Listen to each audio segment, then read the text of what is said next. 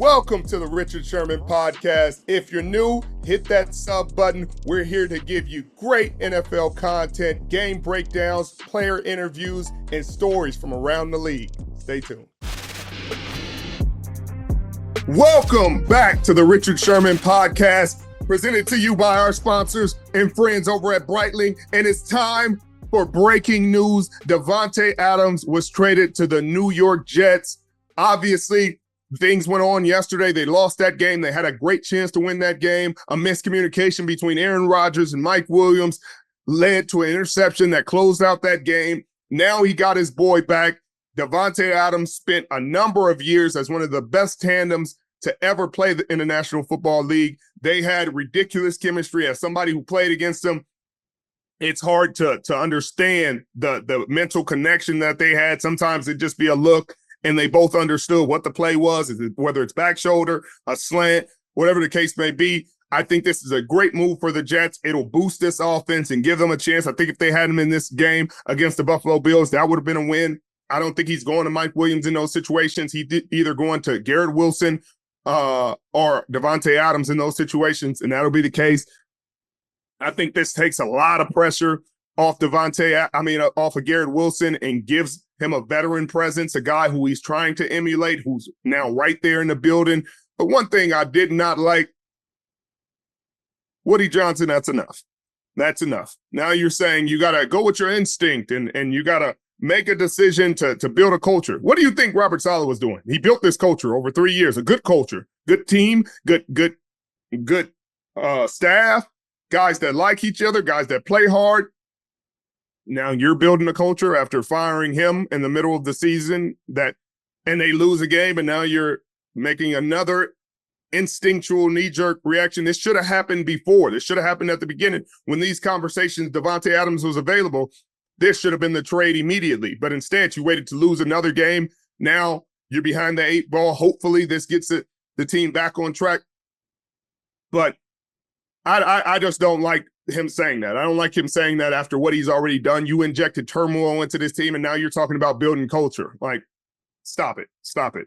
But this is a great move. They got him for a conditional 3rd-round pick, which I thought would happen. It becomes a 2nd-round pick if he's an all-pro or the Jets make the AFC Championship game, which possibly could happen. But this late in the season, it's hard to be an all-pro, but he hasn't played in 3 games. I mean, there's certain things that are going to factor. Even if he goes off with Aaron, other receivers are playing well. Nico Collins, who's hurt right now, Jamar Chase, Justin Jefferson, those guys always have a case. Amon-Ra St. Brown. It's guys that have a case to make first-team All-Pro this year. Tyreek Hill will always be around, even though his quarterback's not there. You know, if Tua Tagovailoa comes back, Tyreek Hill will factor into that as well. But I think this is a great move for the Jets. I think this is the right move. This is all in. This is what Jerry Jones was talking about with the Dallas Cowboys, except it's really all in. It would have felt more all in if you didn't fire the head coach, though. But sorry to keep harping on that, but that's where the fly in the soup for me is. You don't fire the head coach and then say, make the right decisions. Like you change the offensive coordinators. Got it. Right decision. You trade for Davante Adams, right decision. But you fire the head coach unnecessarily. Not the right decision. So I'm very happy with this decision for Aaron, for Davante. He gets to play football again. I'm sure he's going to be available because he was injured. We'll see how injured he is this week. I think he'll be available to play for the New York Jets. He'll be out there. Now, I don't know if he'll wear 17. I don't know who has it right now. I'd have to study that and look at it, but more than likely he's going to pay somebody to get 17. But in season, I think it's kind of weird.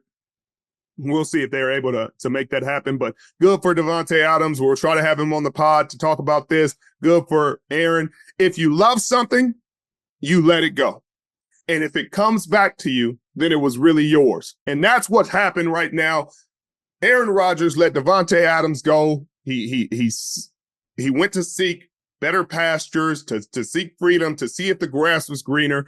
And Aaron was still there when he returned, and he's come back. And I think this is going to be, again, a great relationship, a great thing for the New York Jets, and I'm looking forward to it.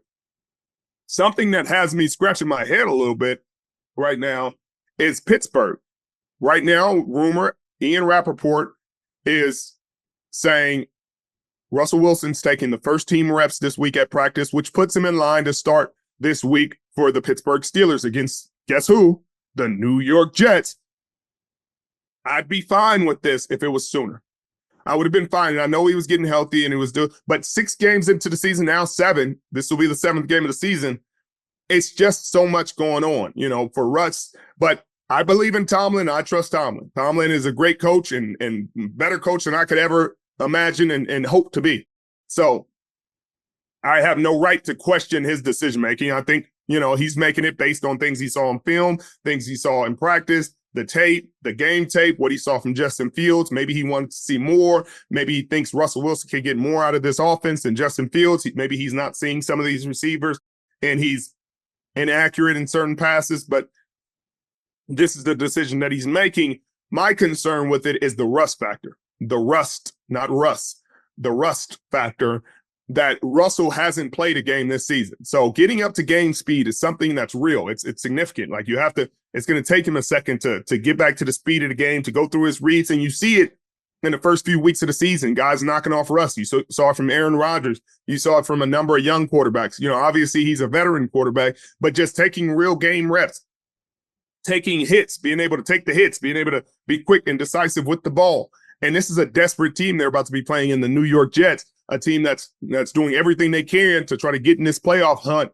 And they're a 4-2 team sitting pretty comfortably. So maybe that's why Mike Tomlin felt like he has a little bit of a cushion and, he can make these decisions. I think he feels like, hey, if it doesn't go great, he can go back to Justin Fields. But it's the decision that he's making, and we'll just wait and see. We'll wait and see. It may go great. They may win the next 6, 7 straight. Russell may play out of this world, out of his mind, and this team. But I think offensively, I thought Pittsburgh would have been a good landing spot for Davante Adams because they need another receiver outside of George Pickens.